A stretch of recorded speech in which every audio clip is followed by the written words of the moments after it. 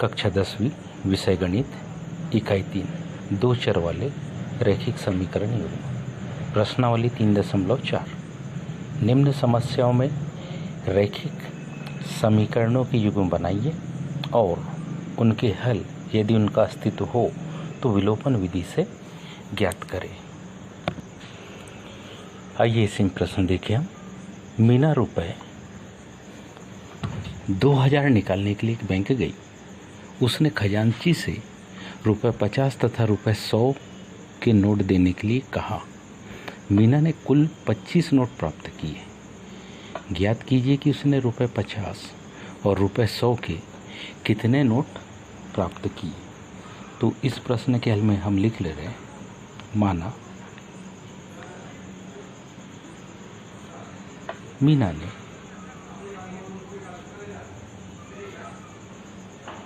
रुपए 50 के कुल X नोट एवं रुपए 100 के कुल Y नोट। प्रथम कंडीशन को अगर ध्यान से देखें, जिसको हम लिखेंगे प्रथम शर्तानुसार। पहली शर्त के अनुसार अगर देखें तो प्रथम शर्तानुसार हमारे पास दी गई कंडीशन है कि उसने कुल 25 नोट प्राप्त किए। मतलब X और Y कितनी भी अलग अलग नोट हो, लेकिन टोटल मिलाए तो 25 संख्या थी। अब हम जानते हैं 50 रुपए के X नोट है तो उनका कुल मूल्य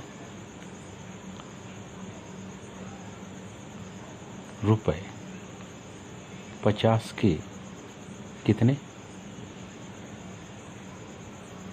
X नोटों का मूल्य हम जानते हैं कितना होगा, रुपए 50X।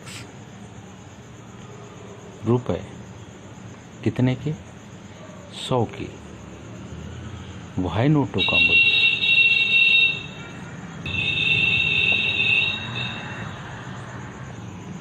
Y नोटों का मूल्य कितना होगा, रुपए 100 है।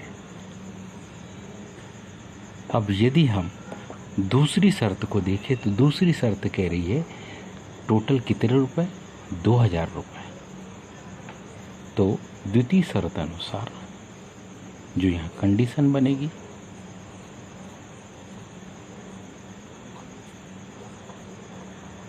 रुपए 50 के X नोटों का मूल्य 50X, रुपए 100 के Y नोटों का कुल मूल्य 100Y, लेकिन कुल रुपए कितने, 2000 रुपए। इसमें हम 50 का भाग दे सकते हैं। 50 का जब भाग देंगे तो हमारे पास यहाँ आएगा 1X, यहाँ आएगा 2Y और यहाँ पर आ जाएगा 50 का भाग 2000 में देंगे तो यहाँ जाएगा 40।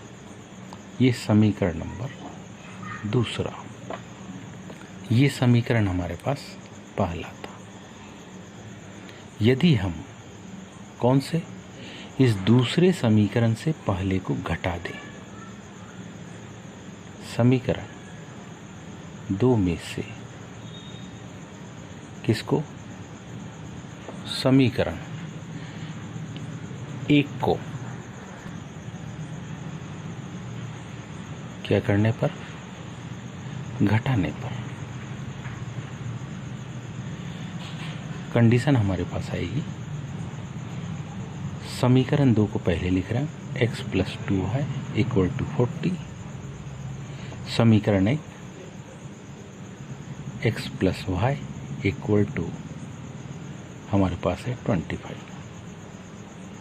यहाँ कोई चिन्ह नहीं दिख रहा है, मतलब धन है, धन बदल जाएगा ऋण में, ये धन बदल जाएगा ऋण में।